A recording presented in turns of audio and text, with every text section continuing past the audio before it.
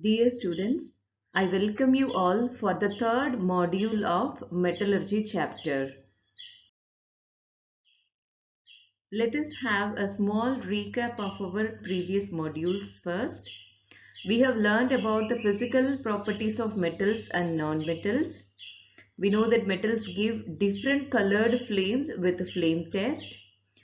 They react with oxygen to form corresponding metal oxide. With water, metals form oxides with liberation of hydrogen gas. Metals react with dilute acids such as sulfuric acid or hydrochloric acid to form corresponding sulfate or chloride salt with liberation of hydrogen gas. Nitrate salts are formed on the reaction of metals with nitric acid. The arrangement of metals in either increasing or decreasing order of reactivity is called the reactivity series of metals. Metals react with nonmetals to form ionic compounds. So in this module, what are we going to learn is about the chemical properties of nonmetals, about ionic compounds and properties of ionic compounds. We'll begin with the chemical properties of nonmetals. What are nonmetals? Nonmetals are a collection of elements that are having less similarity in physical and chemical properties. So nonmetals tend to accept electron forming negatively charged ion called anion. Hence, they are called as electronegative elements. The first chemical property we are going to see about nonmetals is its reaction with oxygen. So nonmetals, they react with oxygen to form acidic oxides. Sometimes neutral oxides are also formed. For example, if we take the complete combustion of carbon with oxygen, we get carbon dioxide, which is an acidic oxide. But when carbon is partially undergoing combustion with oxygen, we get carbon monoxide, which is a neutral oxide. Another example of acidic oxide is the formation of sulfur dioxide, where sulfur undergo complete combustion with oxygen to form sulfur dioxide. So generally, nonmetals react with oxygen to form the corresponding oxides. The oxides may be acidic or neutral. Next, we will see the reaction of nonmetals with water. Generally, nonmetals do not react with water except for the halogens. Say for example, chlorine, when dissolved in water, it gives two acids in aqueous state, that is hypochlorous acid and hydrochloric acid. So what will happen when nonmetals react with dilute acids? They do not react with dilute acids except here also halogens. When chlorine reacts with hydrobromic acid, it forms hydrochloric acid and bromine. When you look at this reaction, hydrogen is removed from hydrogen bromide and combines with chlorine. So hence there is a removal of hydrogen. We can call this reaction as an oxidation reaction. Oxidation reaction is nothing but either addition of oxygen or removal of hydrogen. Hence, there is a removal of hydrogen here. We can consider this reaction as an oxidation reaction. Reaction of nonmetals with hydrogen. So, nonmetals react with hydrogen under certain conditions such as proper temperature, pressure, or either use of catalyst is needed for this reaction. When sulfur reacts with hydrogen, it gives a gas hydrogen sulfide. Same way, when nitrogen reacts with hydrogen, it forms ammonia. From all these chemical reactions, it is evident that the chemical properties of nonmetals show great variation. Now we will move on to our next topic, ionic compounds. You have learned briefly about the formation of ionic compounds in your ninth standard itself. Let us see it again. So what are ionic compounds? The compounds formed from positively charged cation and negatively charged anion are called ionic compounds. See, when you see here, this picture depicts the formation of sodium fluoride. You can see sodium metal is donating an electron and becomes positively charged. And fluorine, which is a non-metal, is accepting the electron from sodium and becomes negatively charged. So there is a difference in charge between these two elements. Due to difference in charge, there is an electrostatic force of attraction between them. So this force of attraction between cation and anion is called as the ionic bonding. So the number of cations and anions in a compound and the magnitude of electric charge, it balance each other. If you see, if an element donates one electron like a metal, the non-metal will accept one electron. So there is a formation of one positive charge in metal and one negative charge in non-metal. So the charges are equal. The magnitude of the electric charges are equal and they balance. If a metal donates 2 electron, we will have the corresponding non-metal. In some cases, there may be 2 non-metals which will accept those electrons, and in that case also the magnitude of the electric charge will be same and they balance each other. So hence, in all the cases, ionic compound is electrically neutral. If we see the physical nature of ionic compounds, they are crystalline in nature. The surface of a crystalline substance have a definite shape. They are smooth and shiny. This picture gives you the crystals of various compounds. You can see their shape and they look smooth and shiny. Why they acquire this state? Because there is a regular arrangement of ions in ionic compounds. That is why they are crystalline in nature. You can see the arrangement of ions. They are regularly arranged, which gives them a crystalline nature. If you see, the arrangement of ions in different ionic compounds are different. That is why the shape of the crystals are also different. So from that we can conclude that the shape of the crystal depends upon the arrangement of ions in that ionic compound. The main factor that determines the general arrangement of ions in a crystal is the attractive force between the oppositely charged ions. So how far they attract each other, and also the repulsive force between similarly charged ion. In an ionic compound, there are similar charges like you can see in this image. We have sodium and chlorine. Sodium is positively charged. Obviously, the sodium ions will repel each other since they are having same charge. And chlorine ions, they will possess negative charge and the chlorine ions will repel each other. So, the ions will arrange themselves in such a way that a negatively charged ion will be surrounded by a positive ion and positively charged ions will be surrounded by negatively charged ions.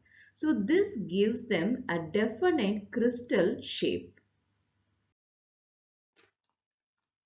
The two factors responsible for the crystalline structure are size of positively and negatively charged ion, magnitude of the electric charge and the ion.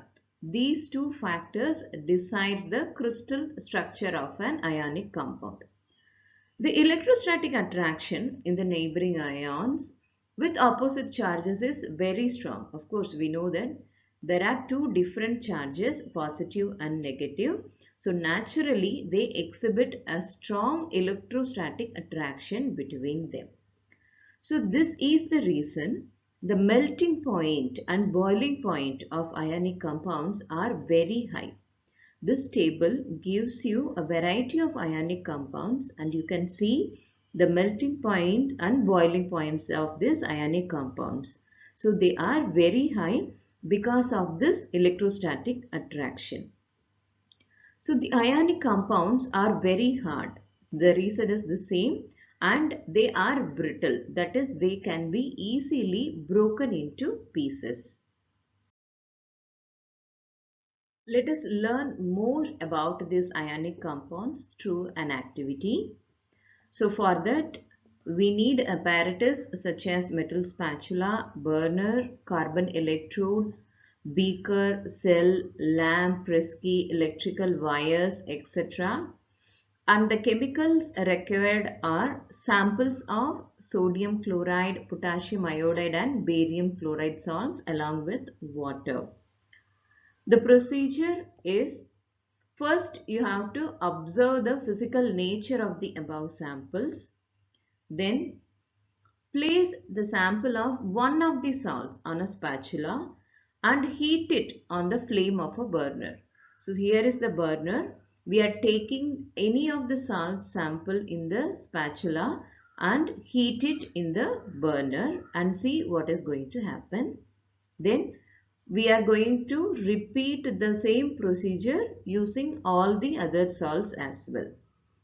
So when we do that, what do we observe? First, when you observe the physical nature of the salts, the samples of sodium chloride, potassium iodide and barium chloride, they have crystalline structure. The first thing that we observe is all these salts are having a crystalline structure.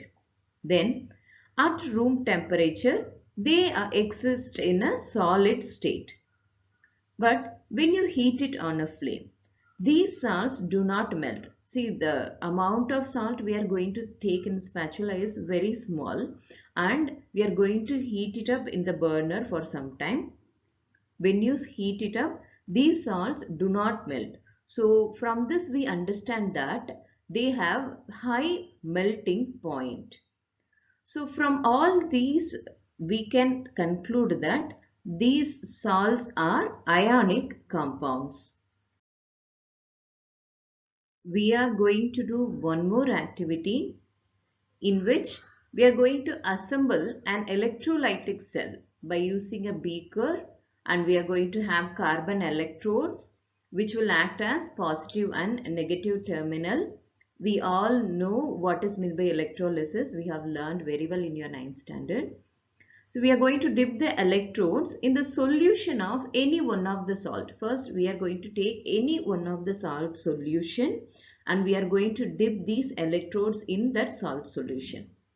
So here is a beaker where we have taken one salt solution, and you are seeing two rods, two graphite rods acting as a positive and negative electrode. They are connected with an electric cell, and we can clearly see the presence of a bulb and a switch in this setup. So when you switch on after dipping the electrodes in a salt solution, when you switch on, will you see the lamp glowing? So what happens when you are checking this with rest of the salt solutions as well? What do we observe is, when the electrodes are placed in the solutions of the sample and you switch on, we will see the electric bulbs glowing. So this means that all the salt solutions, that is sodium chloride, potassium iodide and barium chloride, they conduct electricity. So depending on the concentration of the solution, the battery and the voltage, the intensity of the glow differs.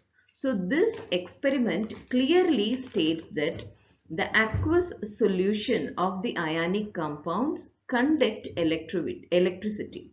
Not only the aqueous solution, the fused state of these ionic compounds also conduct electricity. If we see the attractive force between positively and negatively charged ion, it is so strong. So the ionic compounds exist in solid state and are hard, but the ionic compounds are brittle. That means they can be broken into pieces by applying pressure. When you apply pressure, you can make it into pieces. After breaking, the pieces will ripple. You can see the crystal structure being hammered, and it will break into pieces. Then the broken pieces have repulsion between like charges, and the crystal shatters, that is breaks. If you see, the intermolecular force of attraction is high in ionic compounds, and we need large energy to overcome it. This is the reason the melting and boiling points of ionic compounds are high. This table gives you the ionic compound, and there is one non-ionic compound, that is water is given as a sample. You can compare the melting point and boiling point of that with the ionic compounds, which are very high. We are seeing that magnesium oxide among all the given compounds is exhibiting a very high melting and boiling point. The electrostatic attraction between this ionic compounds is the reason for this high melting and boiling point. But if you see ionic compounds, they are all water soluble. This is because the water molecules, they orient themselves in a particular manner around the ion, and they separate the ions by dissociation process. The water molecules will surround the ions and they will dissociate from the crystal lattice. So, as a result of this, new force of attraction is established between the ion and the surrounding water molecules. So, this replaces the original intermolecular attraction between the charges, and hence aqueous solutions of ionic compounds are formed. You can see chlorine, being negatively charged, is surrounded by water. You can see the blue color atoms, those are hydrogen which are having positively charged, and this surrounds the chlorine atom which is negatively charged. On the other hand, if you see sodium, which is positively charged, is surrounded by water molecule, but what surrounds us is the oxygen molecule which is negatively charged. So this is why it replaces the original force of attraction between sodium and chlorine, that is the positive and negative charge, and they dissociate into ions with water. The ionic compounds are insoluble in solvents like kerosene and petrol. This is because unlike water, they cannot set a new attractive force between the oppositely charged ions. So the ionic compounds also cannot conduct electricity when they are in solid state because the ions cannot leave their places. But if you see in the fused or molten state, they can conduct electricity. Also in the aqueous state, they can conduct electricity because in this state, the ions are mobile. That is, they can move from one place to the other. The aqueous solutions of ionic compounds conduct electricity as they contain dissociated ions due to water. So if you see on passing current through the solution of the ionic compounds, the ions move to oppositely charged electrodes. Here we are having sodium chloride solution. On applying current, you can see the positively charged sodium moves to the negative electrode, that is cathode, and the negatively charged chlorine moves to the positively charged anode, and it is liberated in the form of chlorine gas.